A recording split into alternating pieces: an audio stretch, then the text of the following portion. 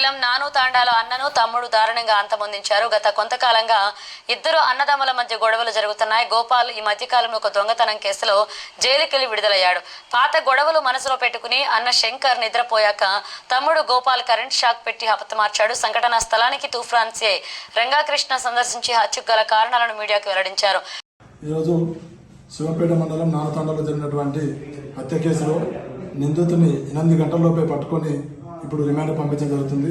అయితే ఇతన్ని విచారించగా చెప్పిన విషయాలు ఏంటంటే, ఇతను వీళ్ళన్న శంకర్ ఇప్పటికే 2 సంబంధాలు పెళ్లి చేసుకొని వాళ్ళకు విడాకులు ఇచ్చి ఈ మధ్యలో లలిత అనే ఒక అమ్మాయిని 1 సంవత్సరాల క్రితము చేసుకొని మళ్ళీ ఇంటికి తీసుకొని వచ్చిండు. అయితే అందరూ కలిసి ఉండే టైంలో ఈ గోపాల్కి అంటే తమ్మునికి లలితకు మధ్యలో కొంచెం సన్నిహిత సంబంధం ఏర్పడి అది అక్రమ సంబంధం దారితీయడంతో పలుమార్లు అన్న ఇతన్ని మందలించడం జరిగింది. దాన్ని మనసులో పెట్టుకొని ఈ మధ్యలో అయిన దుండిగల్ పిఎస్ సంబంధించి ఒక గాంజాయి కేసులో 6 నెలల క్రితం రిమాండ్ పోయి 1 నెల క్రితమే రిలీజ్ కావడం జరిగింది.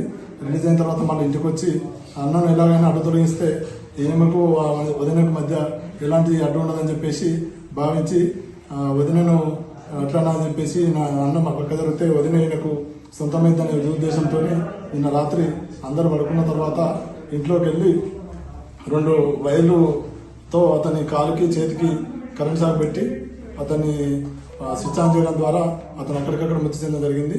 దీంతో అక్కడి నుంచి పరారై ఈయన మాకు ఇప్పటిదాకా ఎంతో ముందు 2 బృందాల ద్వారా మేము ఇతన్ని వెతికి పట్టుకొని ఈరోజు రిమాండ్ చేస్తున్నాం. ఈరోజు శివంపేట మండలం నాను తాండాలో ఒక మర్డర్ కేసు రిపోర్ట్ కావడం జరిగింది. అయితే సొంతం తమ్ముడే అన్నను చంపినాడు. అయితే తమ్ముడు గోపాల్ అని చెప్పేసి 22 ఇయర్స్ ఉంటాడు. వాళ్ళ అన్న శంకర్ 26-28 సంవత్సరాలు ఉంటాడు. వీళ్ళిద్దరికీ గత కొంతకాలంగా చిన్న మనస్పర్ధలు ఉన్నాయి. అయితే అన్న పెళ్ళయింది, వాళ్ళ భార్య ఈ గొడవలతోనే భార్య కూడా వెళ్ళిపోయింది. ఇద్దరే ఉంటున్నారు, తండ్రితో పాటు 3 కలిసి ఉంటున్నారు.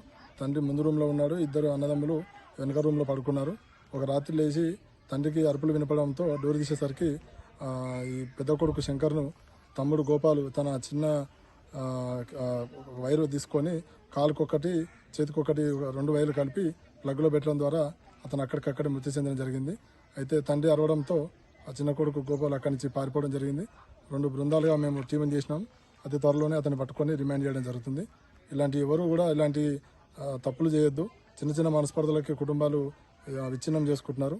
మీరు ఇలాంటి చిన్న వాటికి ఉంటే అది మాట్లాడుకోవాలి తప్ప ఏమి ఇలాంటి పెద్ద డిసిషన్ తీసుకొని అనవసరంగా జీవితాలు పాడు చేసుకోవద్దని సందర్భంగా తెలియజేస్తున్నాం.